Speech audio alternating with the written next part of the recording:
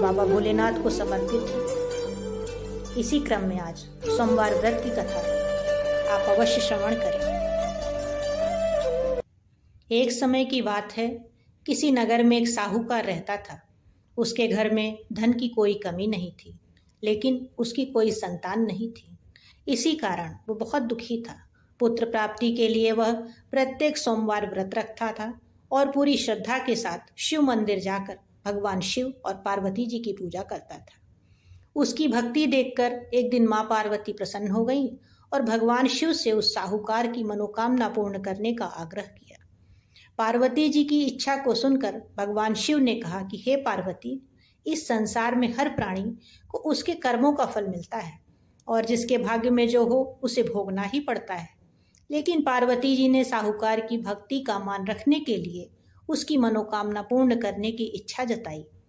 माता पार्वती के आग्रह पर शिवजी ने साहूकार को पुत्र प्राप्ति का वरदान तो दिया, लेकिन साथ ही यह भी कहा कि उसके बालक की आयु केवल 12 वर्ष की होगी।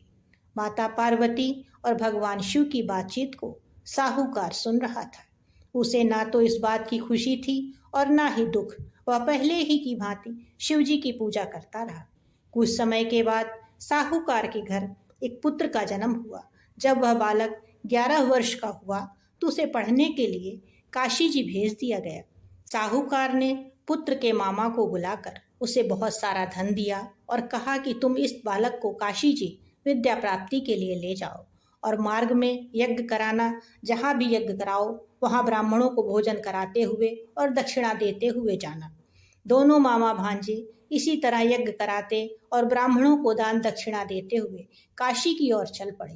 रात में एक नगर पड़ा जहाँ नगर के राजा की कन्या का विवाह था, लेकिन जिस राजकुमार से उसका विवाह होने वाला था वह एक आंख से काना था। राजकुमार के पिता ने अपने पुत्र के काना होने की बात को छुपाने के लिए एक चाल सोची। साहूकार के पुत्र को देखकर उसके मन में एक विचार आया।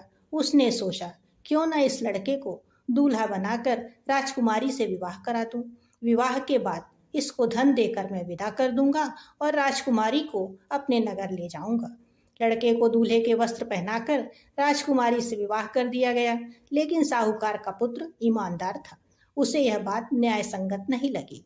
उसने अवसर पाकर राजकुमारी की चुन्नी के पल्ले पर लिखा कि तुम्हारा विवाह तो मेरे साथ हुआ है, लेकिन जिस राजकुमार के संग तुम्हें भेजा जाएगा वह एक आंख से काना है।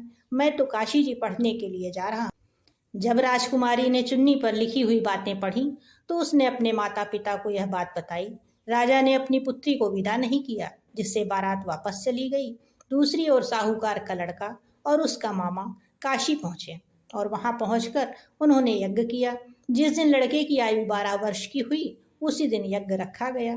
लड़के ने अपने मामा से कहा कि मेरी तबीयत कुछ ठीक नहीं है। मामा ने कहा कि तुम अंदर जाकर सो जाओ। शिवजी के वरदान के अनुसार कुछ ही देर में उस बालक के प्राण निकल गए। मृत भांजे को देख उसके मामा ने विलाप शुरू किया। संयोगवश उसी समय शिवजी और माता पार्वती उधर से जा रहे थे। पार्वती ने भगवान से कहा, स्वामी, मुझे इसके रोने का स्वर सहन नहीं हो रहा। आप इस व्यक्ति के कष्ट को अवश्य दूर करें। जब शिवजी मृत बालक के समीप गए तो वह बोले कि यह तो उसी साहूकार का पुत्र है जिसे मैंने 12 वर्ष की आयु का वरदान दिया था। अब इसकी आयु पूरी हो चुकी है। लेकिन मातृभाव से विभोर माता पार्वती ने कहा कि हे महादेव, आप इस बालक को और आयु देने की कृपा करें, अन्यथा इसके वियोग में इसके माता पिता भी तड़प तड़प कर मर जाएंगे। माता पार्वती के आग्रह पर भगवान शिव ने उस लड़के को जीवित होने का वरदान दिया। शिवजी की कृपा से वह लड़का जीवित हो गया। शिक्षा समाप्त करके लड़का मामा के साथ अपने नगर की ओर चल दिया।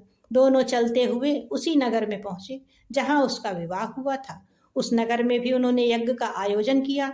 उस लड़के के ससुर ने उसे पहचान लिया और महल में ले जाकर उसकी खातिरदारी की और अपनी पुत्री को विदा किया। इधर साहूकार और उसकी पत्नी भूखे प्यासे रहकर बेटे की प्रतीक्षा कर रहे थे। उन्होंने प्रण कर रखा था कि यदि उन्हें अपने बेटे की मृत्यु का समाचार मिला तो वह भी प्राण त्याग देंगे, परंतु अपने बेटे के जीवित होने का समाचार पाकर वह बेहद प्रसन्न हुए।